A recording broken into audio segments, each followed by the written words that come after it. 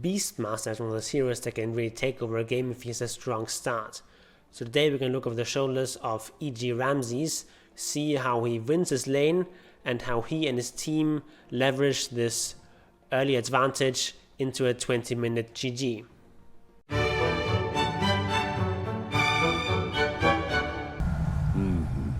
My holiness deepens. So right at the start of the game, Arbit actually fed first blood to a smoke gank from NaVi, but EG got 3 runes, so I'd say this makes the game about even. And you see him a lot of blocking here. They want to get this lane into a good position, and like, even if it goes into the tower, that's fine. That means that you're going to get level 2 earlier than the enemy, and that is good enough. And you can actually last it quite well with Beastmaster. He has very high base damage, but you don't have a lot of armor, so you can't actually trade all that well at level 1. So at the start of the game, mostly what you want to do is just try to last hit, you just deny, and do a little bit of trading here and there, but you have to watch out that your balls are actually not that strong level 1. Like, these do 16 damage, and once they get to level 2 they do 32 damage. So the damage doubles, and that's not all when you're playing against melee heroes as they are here. Melee heroes of course have that damage block, which is on average 8 damage blocks, so actually against melee heroes the ball go from doing 8 damage to doing 24 damage. Basically the damage triples. It's very important to get to level 3. It's also very important at the start not to feed those balls, because these balls actually give a lot of experience, so you definitely don't want these to fall into enemy hands. And now he's almost level 3, and partly of course is because he's had this wave pushing out, and he's also had crit, of course, not leading experience. It's also very important. Beastmaster, you really want to get this early level 3, and then you can really go. Now it's level 3 and this ball is a lot stronger now. So it's something you often want to do. You want to just stick the ball on the enemy support, and then your support together with your ball can do a lot of damage. And you still want to stay in the lane to your last hit, because you don't want to miss out here. So he's still going to go and get this last hit, but they just did so much damage on this Earth Spirit that he basically now has to salve himself, or just like stay very, very passive. Unfortunately, Ramzes is not very careful with his carrier here, and he gets sniped by the Earth Spirit, so that's definitely very painful. Loses his boots, and boots are quite important on Beastmaster. You want to be able to run people down, especially with this Over Venom. But now they have so much low on this Earth Spirit. It's really hard for NaVi to play this lane once they have this disadvantage. So the sacrifice that Crit made with staying out of experience range at the start really paid off, and now this Beastmaster is level 4 and they're facing these level 3 heroes, and they just do a lot of damage. Like, they have to expend a lot of mana on NaVi just to be able to withstand the basic right clicks and like this level 1 ability from Tusk. NaVi think they can go on him here, but Tusk is nearby and they can easily turn here and get a kill on that Earth Spirit. So Ramzes is on his own now, trying to get some farm here. Meanwhile Tusk is trying to maybe do some sort of kill in the middle, but now Ramzes gets gone on, and very smartly just TPs out. There's no more stuns available here. Ramzes is going to go for a phase boots here, and that's of course a very strong item on Beastmaster. It's because movement speed is very important on him. You just want to run people down, and of course the damage and the armor is also very, very strong on Beastmaster, because you do have very low armor. So every bit of armor you can get is quite nice, and the damage of course synergizes with your inner beast aura. They use Raw here, go on this Brewmaster, but there's not really a kill they can get, at least not without overcommitting, and against a strong brawler you just don't do enough damage. So they wisely back off.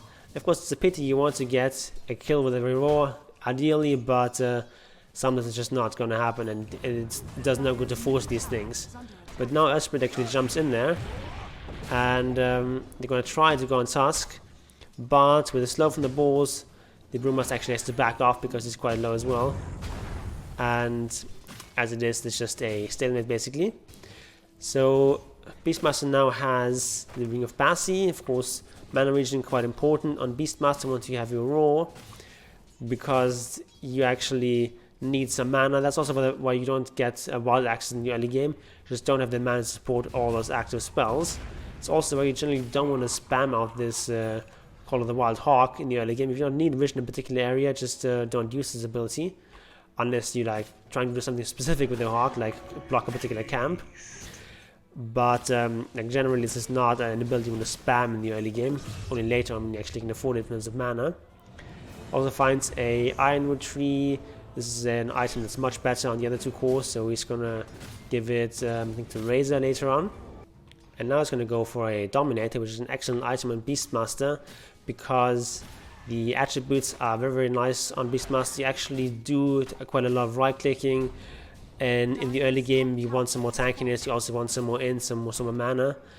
And of course now you have this damage aura, which synergizes really well with your inner beast aura, which is attack speed aura. So it's just an excellent item on Beastmaster. Personally, if I wanted to go for Dominator, I would probably go for it a bit earlier. He's getting a lot of these smaller items here, and Dominator is an item that really benefits from being rushed. I talked about that in my videos on Hammer Dominator, if you want to check those out. The Dominator is really strong. If you get it early, these creeps are so strong in like the 8 to 10 minute mark, but now he's gonna get it more at like 13 or 14 minutes when these creeps have already started to fall off. So the fight has been going on here for a while here, fight over the runes, and Shen is getting chased down and is probably going to get killed here. And there we go.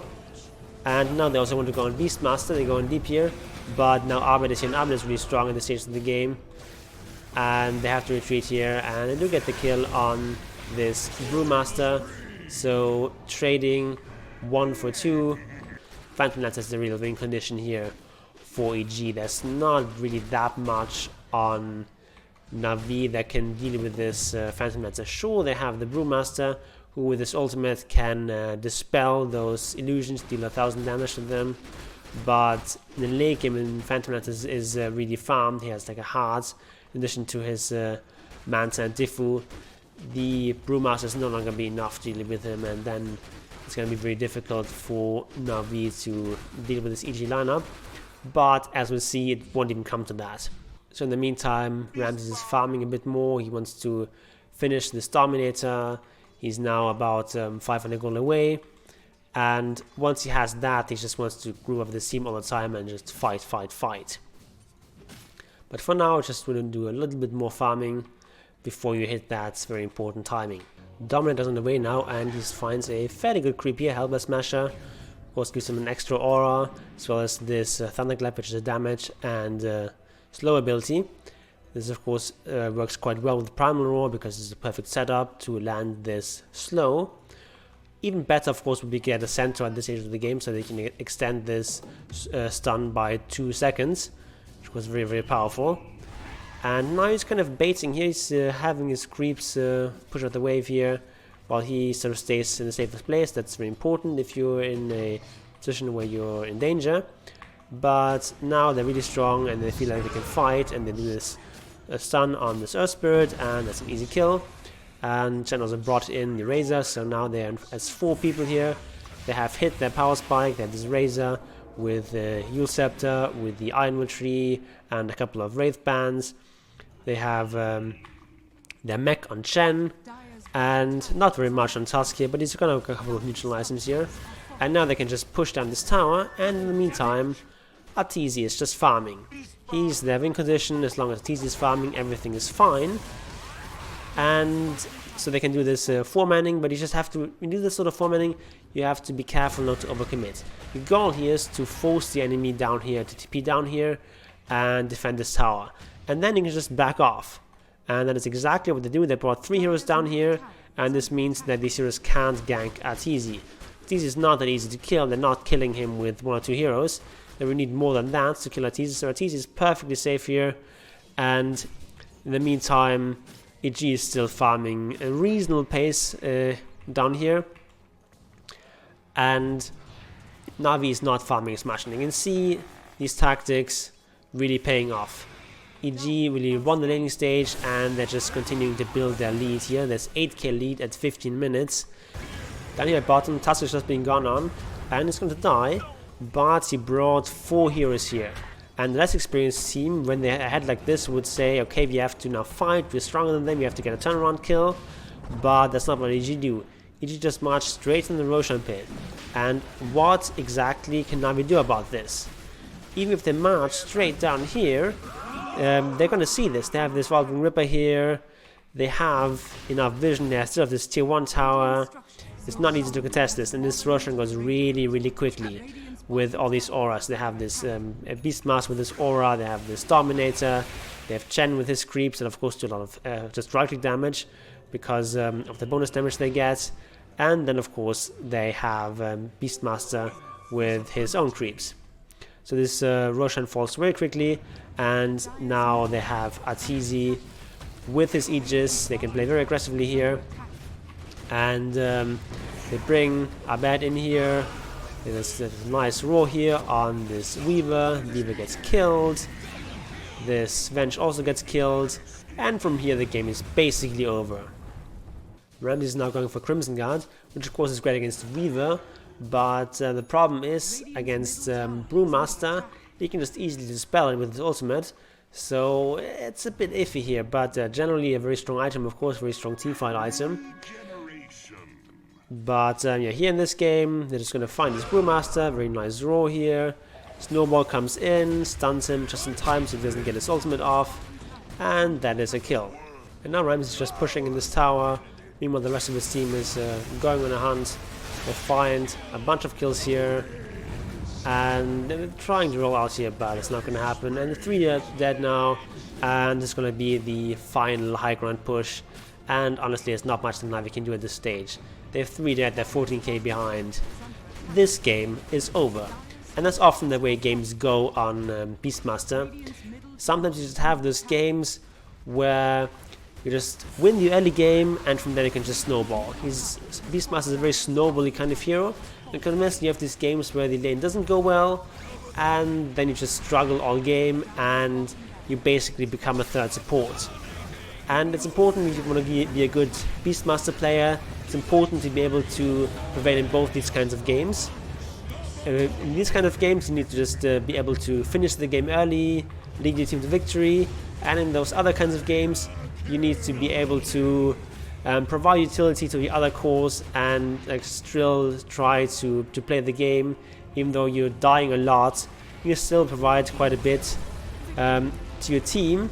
So if you want to see more Beastmaster content, please tell me in the comment section, and then I'll make another video on how to play those kinds of games we have to play from behind. If you haven't already, I invite you to join the fold by subscribing and ringing the bell. And before we go, I've made videos on when to buy Emerald Dominator and how to use it. So watch those videos next, and all is willing, I'll see you there.